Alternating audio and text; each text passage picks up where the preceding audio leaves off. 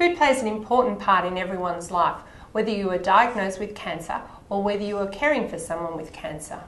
Good nutrition is especially important if you have cancer because both the illness and the treatment changes the way you may need to eat. Eating well before, during and after cancer treatment helps you cope better with the treatment and the side effects and heal sooner. It helps wounds and damaged tissues heal sooner, and it helps you maintain your strength, stay a healthy weight and have enough energy to undertake the daily tasks of living. Eating well means eating a wide variety of foods to help ensure that you get the nutrients that your body needs, such as protein, carbohydrates and vitamins and minerals. Recommendations about diet and eating for people with cancer can be very different from the usual recommendations for a healthy diet.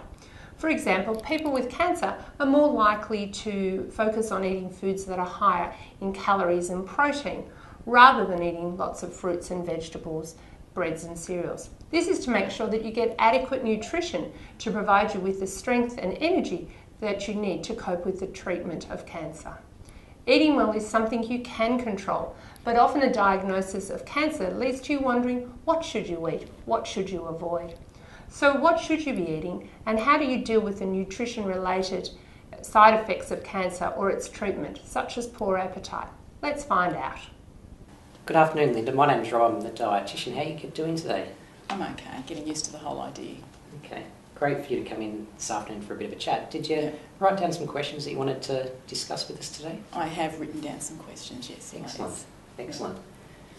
Can you tell me what I need to know while I go through this journey? Sure. So, with being diagnosed with cancer, nutrition plays a really crucial part. Often people experience some side effects, and it's just really important that when you do have any questions that you have that opportunity to ask. All right. So is there a special diet I have to follow? It's a great question, and when you do get diagnosed, I guess there's a lot of things that go through your mind. When we think about diet and the treatment for cancer, staying fit, staying well and being able to cope with your treatment is the most important thing. Mm-hmm.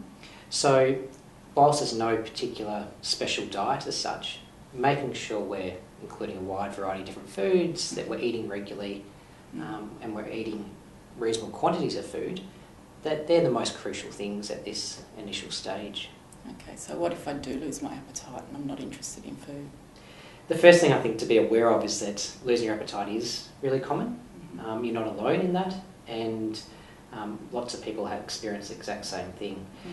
If you do lose your appetite, the important thing is to seek some assistance straight away. So just speak to your doctor or speak to your nurse and ask to speak to the dietitian and get some assistance. Things that you can help with decreased appetite is focusing on foods that you do really enjoy, making sure that we're eating small quantities, but because we're eating smaller quantities, just eating more regularly across the day, and really avoiding foods that might decrease your appetite, things that put you off food. Okay. So if there are those particular foods, just avoid them. Mm-hmm. Is there anything like that at the moment that you're struggling to eat or drink? I'm just in general becoming disinterested, so I will just make sure I have lots of little meals. Yep. Do I have to watch out for sugars? Is sugar going to affect things? I guess it's a really topical area at the moment, and this is the thing that you can read on the internet or the newspaper, so many different things about cancer and diet. And one of the recent things has been sugar and whether sugar feeds cancer. Thing to be really clear on is that no, it doesn't. There's absolutely no evidence to suggest that eating sugar feeds you cancer. So there's definitely no need to avoid sugar. Again, it's really important that we're eating a wide variety of different foods, protein foods, carbohydrate foods, fat foods. So what sort of proteins? Yeah, great. With protein, that's really important because that's really important for maintaining our strength and our conditioning. So animal foods are common protein foods, so meat and chicken, fish and our dairy products. And then also some common plant-based foods have protein as well. So things like nuts, legumes, things like baked beans. Legumes. Yeah. So things like baked beans and 4-bean mix, chickpeas, those kind of things. And also lentils, another great source of plant-based protein. Okay. And at the moment I like having a glass of wine here and there. Do I have to limit my alcohol or can I keep doing that? Yeah, alcohol's a really interesting one. So, no, there's no need to avoid alcohol unless your doctor advises you to avoid alcohol. But in most situations, alcohol can actually be quite beneficial for promoting appetite and helping you to enjoy your meal. So particularly if that's something that's normal as part of your diet and you enjoy having a glass of wine, for instance, with a meal, then there's no need, I guess, unless your doctor advises you to avoid wine. So continue to enjoy that glass of wine and try to make meals as relaxed and enjoyable as possible.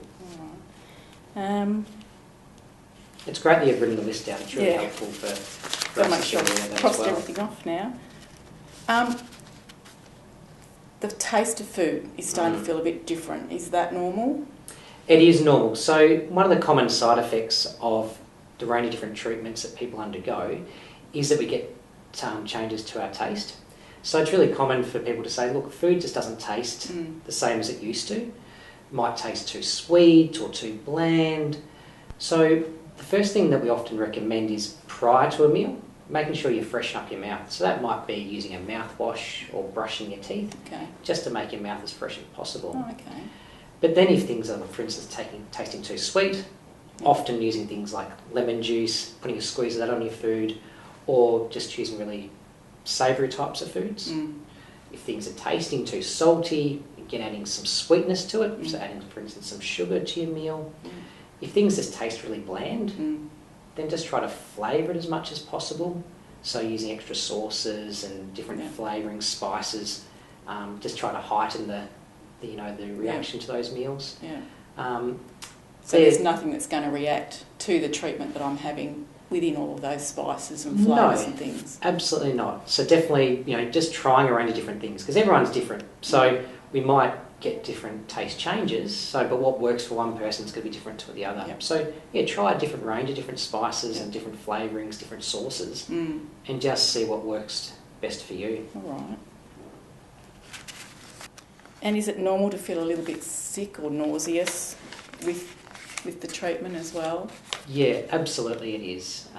Again, everyone gets different side effects, and how people react to the treatment's different from one person to the other. But it is quite common for people to feel nauseous and just not feel much like eating like they used to. Again, the first thing you should do is speak to your doctor. There's a range of different medications that might be able to assist with that. And then again, speaking to your dietitian, there's also some dietary strategies that can assist. Do I have to worry about if I start to lose weight? Yeah, if you notice that you start to lose weight, what you should do is speak to your doctor, speak to your nurse, and ask for a referral to a dietitian. What we know is when you're undergoing treatment, we want you to stay as fit and as strong as possible so you can deal with the treatment. So if we're losing weight, we know that we're not getting enough energy, we're not getting enough protein into our body. So that puts us at risk of not feeling so strong and starting to feel a bit weak. So if you are starting to lose weight, just to seek some assistance straight away. So even if it's a kilo, get some assistance. You might be told, hey, everything's okay, there's nothing you need to change. But if you wait to lose 3 or 5 or 10 kilos, it's much harder to manage that then. So when you speak to a dietitian, absolutely we can help you to best manage that. So we might recommend having some high energy, high protein supplement drinks, might advise you be eating more regularly. It really depends on what kind of symptoms you're experiencing, and we'll tailor that advice to those kind of symptoms. So if I stop eating altogether, is that going to starve the cancer? That's again a really common question, and there's a lot of information out there about starving the cancer. Unfortunately, starving or not eating anything is not going to starve the cancer, not at all. What's going to happen is you're going to become deconditioned and feel really weak and not get the energy that your body needs. So at the end of the day, it just is going to affect you, and if that occurs, the cancer's just going to, you're not going to deal with the treatment as well as you should otherwise. So it's really important that you continue to eat really well, monitor your weight to make sure you're not losing weight. Definitely avoiding eating is not going to starve the cancer. And should I be taking some vitamin supplements and things like that, or iron tablets or anything like that, or how does all that work? Sure. So vitamins and minerals are really important for helping you to deal with the treatment that you're undergoing and to help keep your body as healthy and strong as possible. However, if you're eating a well-balanced diet, then they're probably not necessary. again, that's a conversation to have with your doctor and your dietitian to seek that advice, because certain things might be required at certain points in time, but simply taking a wide variety of different vitamins and minerals in a tablet form is not necessarily going to be helpful for you.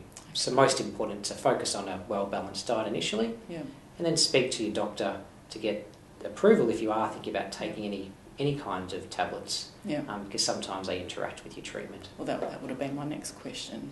How do alternative medicines work with the treatment as well? Yeah, again, there's some things which are perfectly safe, but really important before you start taking anything to have that conversation with your doctor, just to make sure that is anything that I want to take going to interact with my treatment, because at the end of the day, we want you to be as fit and as strong and as healthy as possible, and deal with the treatment as best as possible. So if what you are taking might interact, then it's best to avoid that. So definitely just get everything checked off with your doctor before you start taking anything. All right. Well, I don't think I've got any more questions here, so thank you for explaining it all. Pleasure. And always remember that if you do have any more questions, it's always great just to write them down in case you forget, and then speak to your doctor, speak to your nurse, speak to your dietitian and get that assistance. But it's been great having a chat today and helping you out. And really, as I said, we're always here, so just ask that question if you need to. Oh, thank you. I hope we've answered some of the questions that you may have about nutrition and cancer. If you have other questions or concerns regarding your nutritional needs, please speak to your doctor, nurse or dietitian. A dietitian who is someone who can provide individual nutrition advice to assist you in managing the side effects, improve or manage your energy levels, to help you enjoy life. Your doctor can refer you to a hospital, community or private practicing dietitian. To find an accredited practicing dietitian in your area or someone who specialises in cancer, contact the Dietitians Association of Australia. The Cancer Council can also provide you with information regarding nutrition and cancer.